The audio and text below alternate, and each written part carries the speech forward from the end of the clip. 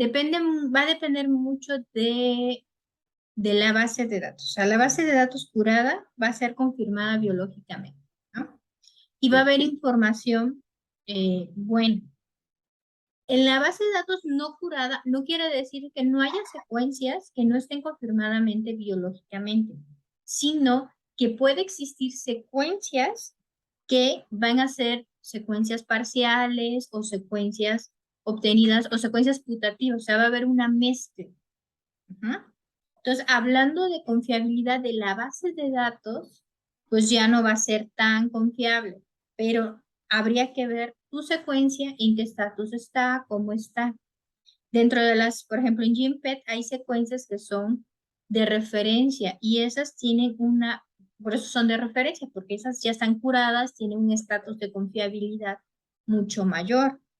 También hay secuencias parciales, incluso ahí te dicen secuencias parciales, entonces ya sabes que esa es una secuencia parcial, ¿no? Entonces, va a depender de la base de datos y de la información que exista. ¿Por qué existen secuencias, bases de datos no curadas? Porque no todas las, por ejemplo, de diferentes especies a nivel filogenético, pues es lo que se ha podido encontrar, ¿no? Incluso regiones de algún microorganismo que ha secuenciado una región y pues no sabes si pertenece a un gen o es un pseudogen o algo por el estilo, ¿no? Entonces, pues la suben, ¿no? Y por eso o sea, es el tipo de secuencia, ¿no? Sí. Entonces, pero más que nada se refiere a eso, ¿no? A la secuenciación.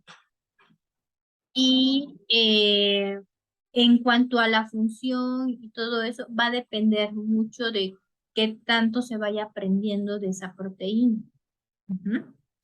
Como te decía, en la proteína Spike se fue incrementando la información, ¿no? Sí. Entonces, dependiendo de lo que se encontró, ¿no? Entonces, la base, no sé si, no creo que hayas investigado o hayas utilizado la base de datos UniProt. No. Ok, entonces ahorita la vamos a revisar. Ujú.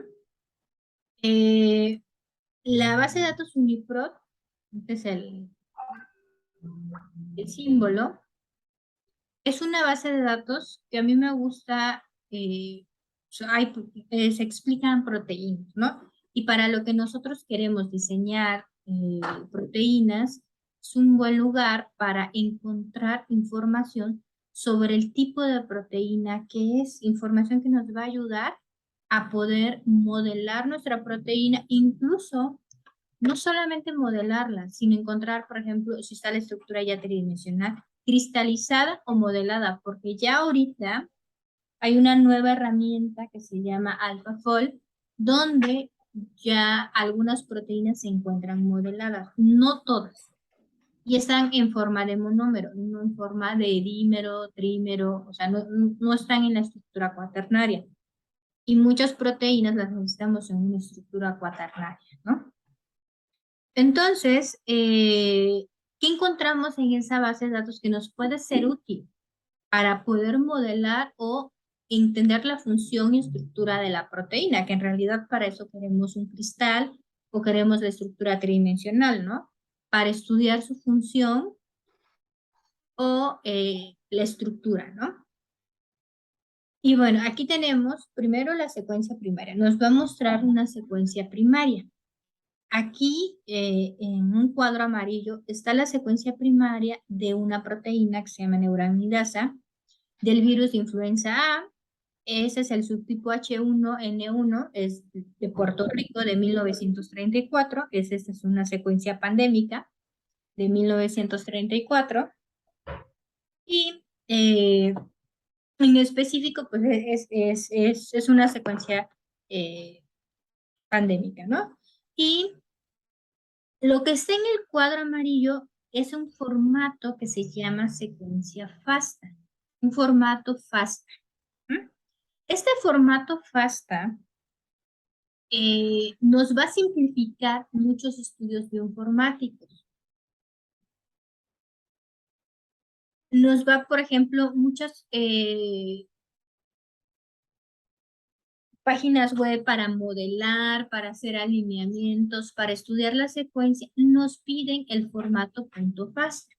Bueno, primero en algunos, pues sí necesitamos que el archivo esté en .fasta, la extensión sea FASTA, ¿no?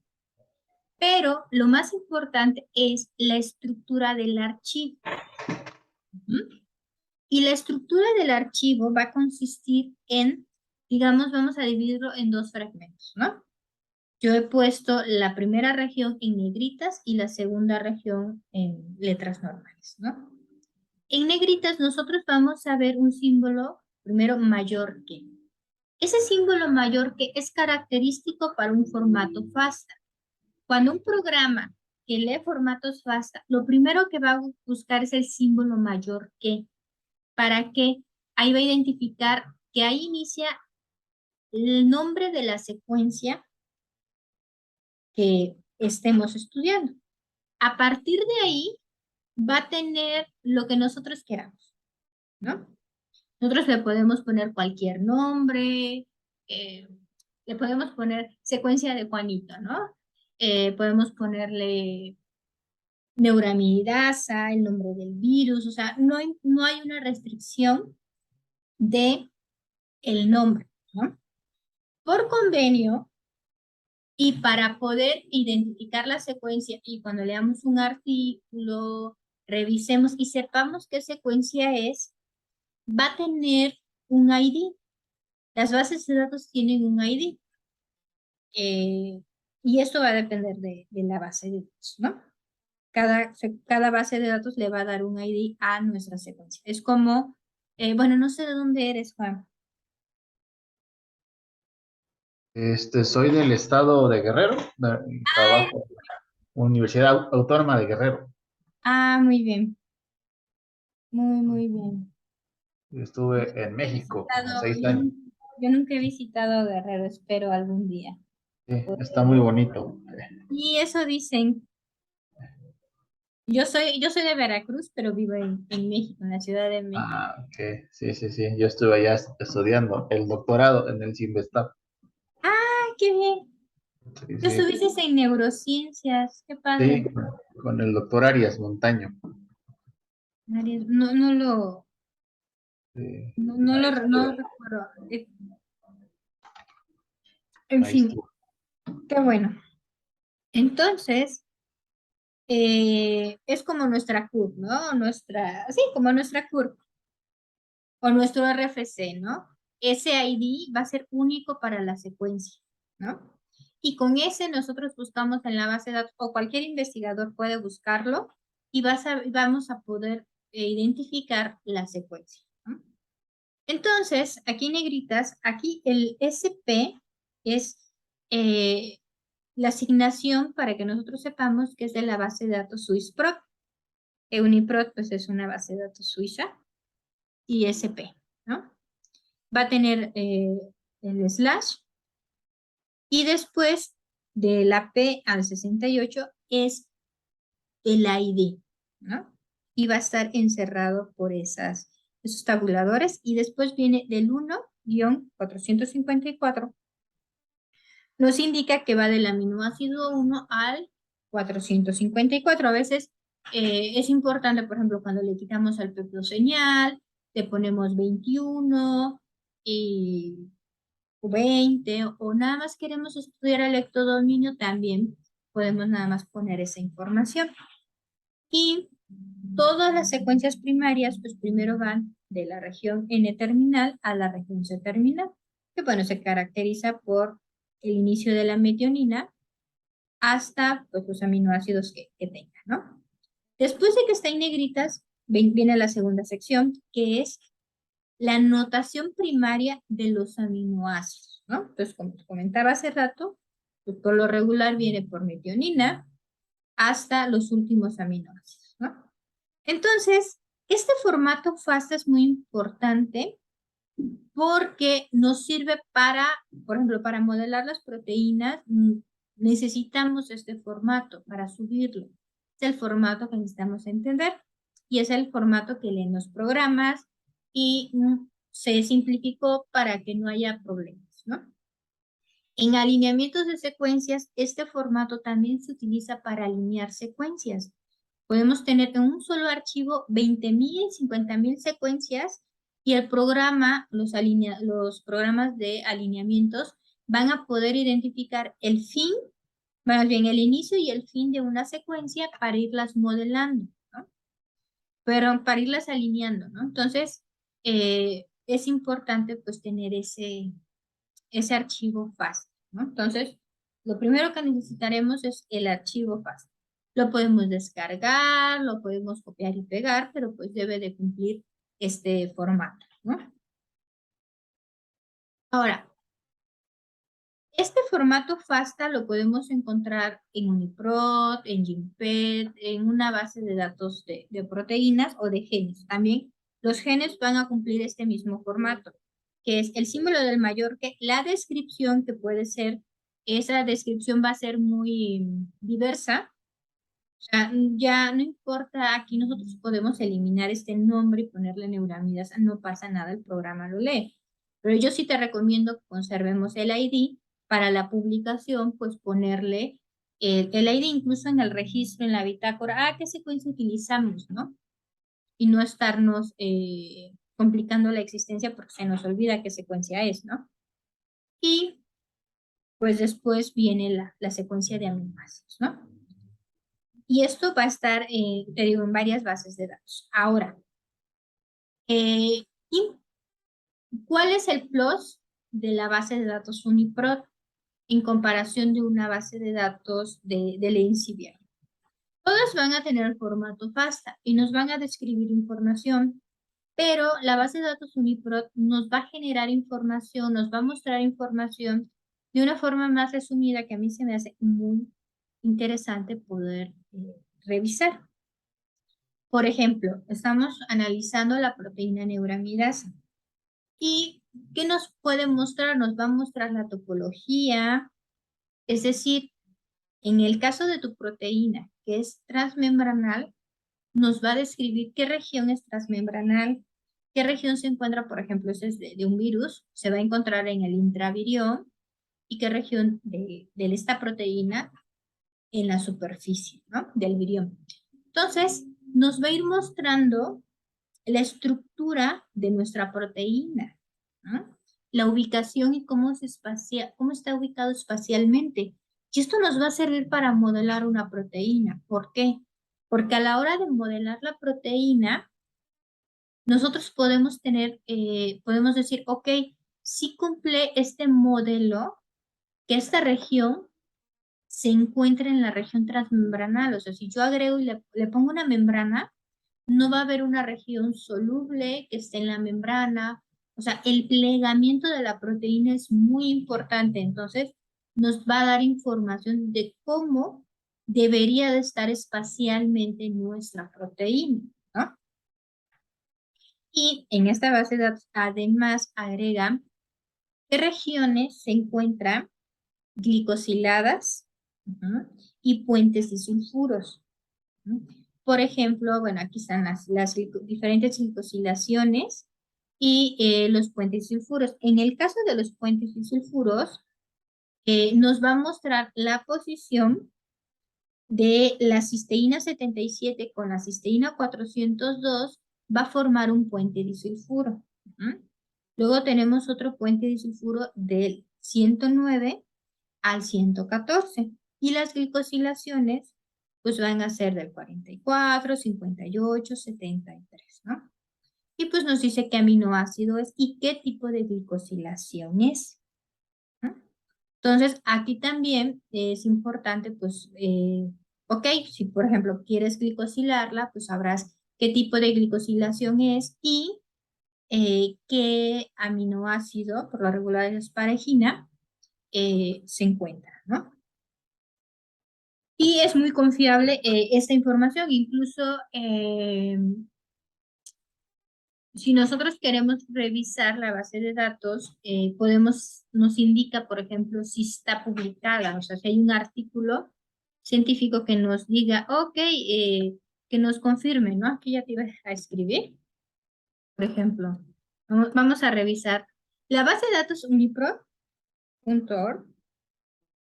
Cambia mucho, ahorita ya cambió, la acaban de cambiar hace unos meses de, digamos, de edición y bueno, realmente me hace falta acostumbrarme en la base de datos y, por ejemplo, yo voy a poner una proteína que se llama, es un TLR5.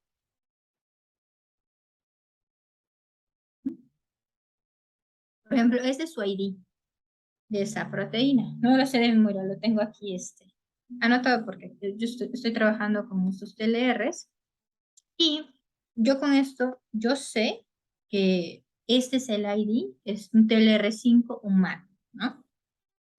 Y esta es la base de datos, de hecho está muy práctica, o sea, tiene ya un índice, antes no lo tenía, donde nos va a mostrar pues la información que hay, ¿no? Y nos va a describir, por ejemplo, la función, eh, algunos dominios, por ejemplo, los TLRs son ricos, tienen regiones ricas en leucinas, bueno, que en realidad no son leucinas totalmente, también son valinas y isoleucinas, pero por convenio, pues el motif se llama ricos en leucina, ¿no? Entonces, eh, va a haber varios y nos va a decir qué región pertenece, en qué posición están, ¿no? Entonces, aquí nosotros vamos a ir buscando, vamos a ir viendo la función de nuestra proteína, ¿no? Entonces, esto es algo que nos ayuda a entender la proteína, ¿no? Por eso es bueno identificar por eso me gusta mucho esta base de datos, porque nos da mucha información estructural y funcional y además, si existe alguna publicación, no las menciona. Entonces, nos facilita ahora sí la tarea de estar buscando, ¿no? Y también pues nos sirve pues para ir revisando, ¿no? Leyendo y así, ¿no? Por ejemplo, aquí nos dice que es una anotación automática, no está no hay una publicación como tal, sin embargo, pues uno puede ir en otros en otras en otros en otras proteínas de la misma familia, probablemente esta región es muy conocida, bueno, más bien es un dominio, el dominio TIR, eh, pues sí está muy bien descrito. Entonces, pero pues, aquí está pues, una anotación, ¿no? No hay una publicación como tal. Y lo importante es que aquí nos va a mostrar no solamente la posición de los aminoácidos, sino, por ejemplo, si yo aquí le despliego, nos muestra la secuencia, ¿no? Y nos va a decir, por ejemplo, anotaciones, interacciones, actividades, qué regiones, ¿no? Entonces, aquí va a haber un gran convenio de información funcional y estructural de la proteína en este caso, ¿no? Ahora, esta información que hay va a depender también del tipo de proteína, que es, no todas las proteínas van a tener esta información. Ajá. A lo que voy es que no solamente o sea, va a depender mucho de la proteína, del interés y de lo que se vaya encontrando, ¿no? Entonces, yo aquí te describo mucha información, pero en algunos casos no hay casi nada, o no hay nada de información, ¿no? Entonces, pues ahí pues no podemos hacer mucho, ¿no? Nos toca revisar más a fondo nosotros, ¿no? Entonces, va a ver cómo se llama la proteína, el gen, sinónimos. A veces es bueno encontrar la información de los sinónimos porque pues sí nos va a ayudar a encontrar pues la literatura, ¿no? Por ejemplo, aquí la clave del ID y algunas claves que también se encuentran, ¿no? Sin embargo, pues esa es digamos, la clave que nosotros podemos hacer referencia, ¿no? ¿En dónde se localiza nuestra proteína? Esa es una proteína TLR5, se encuentra en la membrana plasmática, ¿no? Entonces, pues aquí también, ¿no? La información y todo, ¿no? Si te das cuenta, está muy bien fundamentado, ¿no? Como ya te había explicado, el dominio, ¿no? Este también tiene un péptido señal, entonces, en realidad, el TLR5 va del aminoácido 21 al 858, ¿no? Entonces, nos dice qué región pertenece a qué región, ¿no? Entonces, aquí nos va dando una idea de cómo es nuestra proteína. Por ejemplo, ya la cadena madura va del aminoácido 21 al 858, ¿no? El péptido señal va del 1 al 20. No todas las proteínas tienen un péptido señal, entonces, por eso, cuando se encuentre, pues hay que eliminarlo, porque pues, no madura, no existe ese péptido, ¿no? Y sin, pues esos 20 aminoácidos pueden interferir en el movimiento, en la dinámica de nuestra proteína, ¿no? Y aquí, esto yo creo que te va a servir mucho encontrar, por ejemplo, las glicosilaciones y los puentes disulfuros. ¿Por qué hago énfasis en los puentes disulfuros? Es porque los puentes disulfuros, así como las glicosilaciones son importantes, los puentes disulfuros, cuando nosotros hacemos dinámicas moleculares, tenemos que decirle al programa que es un puente disulfuro. Ajá.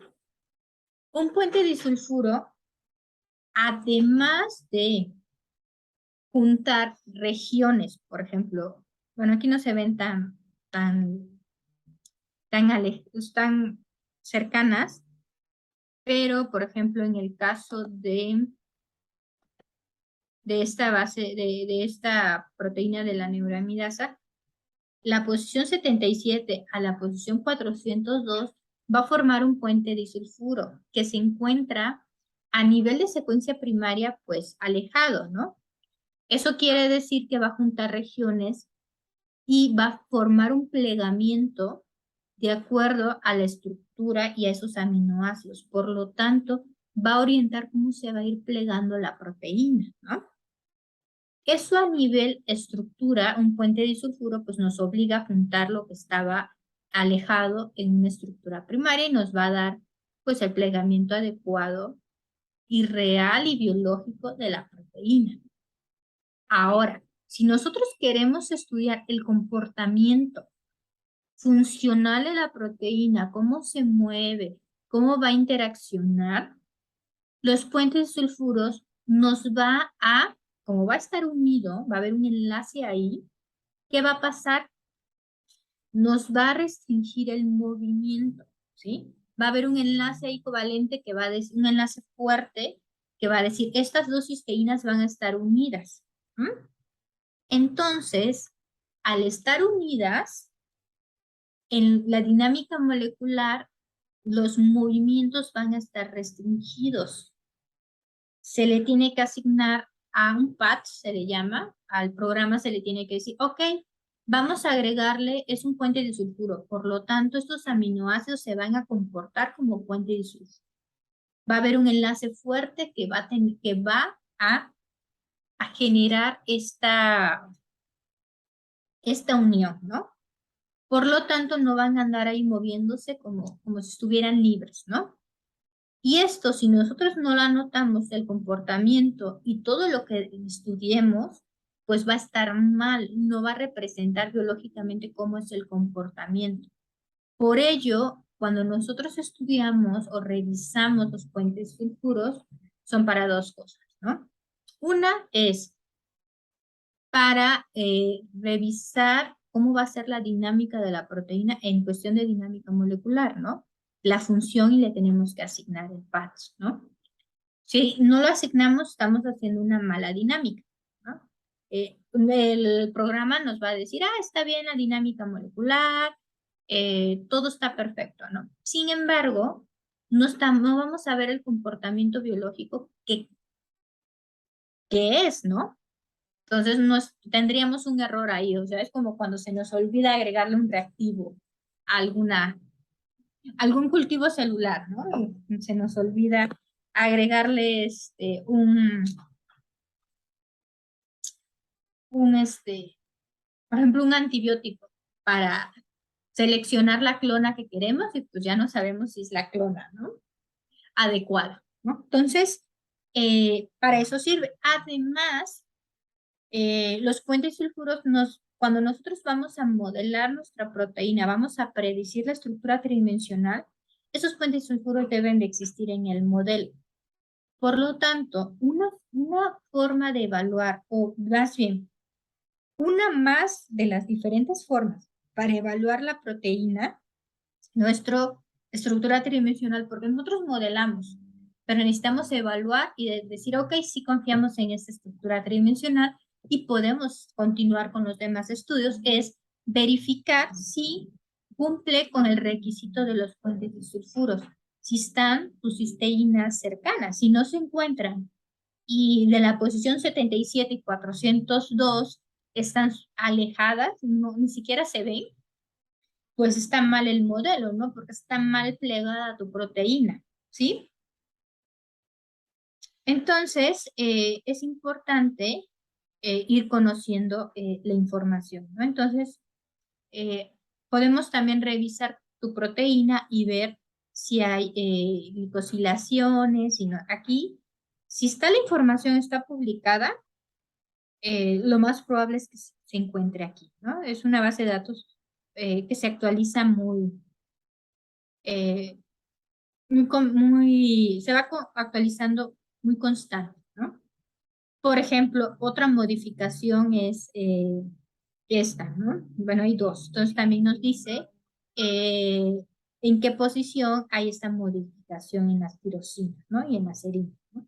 Entonces, sí está muy completo a nivel de estructura y función cuando existe la información en publicaciones o en anotaciones, ¿no? Entonces, pues está bien porque pues incluso aquí nos dice qué publicaciones, ¿no?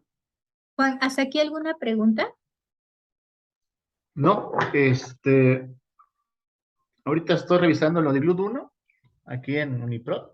Ah, Ajá. y ¿Ya hay encontraste? sí, hay mucha información, bastante, Sí. como es una de las que más se ha Ah, estudiado. ok. Si quieres, pasa, ¿tienes el ID?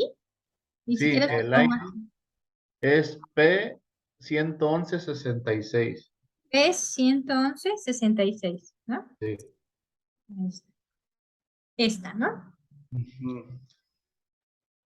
Sí, entonces, o sea, por eso a mí, antes que ver cómo predecir, es importante revisar esta base de datos, porque nos va a servir para evaluar el modelo, para entenderlo, ¿no? Ujú. Entonces, bueno, es de humano y pues aquí incluso viene el sitio catalítico, hasta viene la cinética, ¿no? Sí, la cinética, todo eso. Los sitios activos, incluso ya hasta tienes artículos ahí, ¿no? Para sustentar, ¿no? Entonces, pues aquí viene, mira, por eso no está modelada. Ah, Es una esa región. estructura desordenada. ¿Ves que te había comentado que era la proteína P53? Ajá, Bueno, pues te cuento. La proteína, no sé si te conté, si la proteína P53 no está modelada porque te dije que cambiaba, ¿no? ajá. De acuerdo al ambiente. Eh, son proteínas que son desordenadas, ¿no? Una proteína intrínsecamente, son proteínas intrínsecamente desordenadas, quiere decir que no tienen un plegamiento tal cual, ¿no? Definido, sino se va a plegar dependiendo de la región, dependiendo del ambiente. Si van a interactuar con otra proteína, van a tomar una interacción diferente. Si va a unirse al DNA, se va a plegar. Depende digamos que es una proteína que se adapta, ¿no? Ajá. Entonces, así como cuando nosotros, pues vamos con un grupo de amigos que pues les encanta el antro, pues ahí nos ponemos en forma de antro, ¿no? Claro. Pero Sí. también tenemos amigos que nos gusta ir a museos, irnos ahí a pueblos mágicos, entonces es diferente el ambiente y pues nos adaptamos. Así sucede lo mismo con las proteínas intrínsecamente desordenadas. Y esto hace que sean funcionalmente diversas y muy padres, ¿no? Sin embargo, a la hora de cristalizarlas es muy difícil. Entonces, por lo regular se requiere modelarlas o predecirlas. Pero bueno, aquí habría que ver qué región es, cómo funciona tu proteína y para lo que tú vayas a hacer, si la necesitas modelada o no, ¿no? Entonces ahí nada más tendríamos que ver cuál sería, hasta dónde puedes estudiar, ¿no? Sí se puede hacer, o sea, sí se puede modelar, solo que sí te recomendaría, pues, que si hicieras una dinámica molecular para describirla, sobre todo porque es una proteína intrínsecamente desordenada. Entonces, espérame, voy a anotar el ID de tu proteína para después revisarla. Entonces, ok. Y aquí de hecho viene una publicación y podemos después, puedes revisarla, ¿no? ¿Cuál es Sí. eh, aquí, por ejemplo, aquí está la región desordenada. eh, de hecho, no son muchos aminoácidos, afortunadamente. Entonces, cuando son muy pocos aminoácidos desordenados, pues también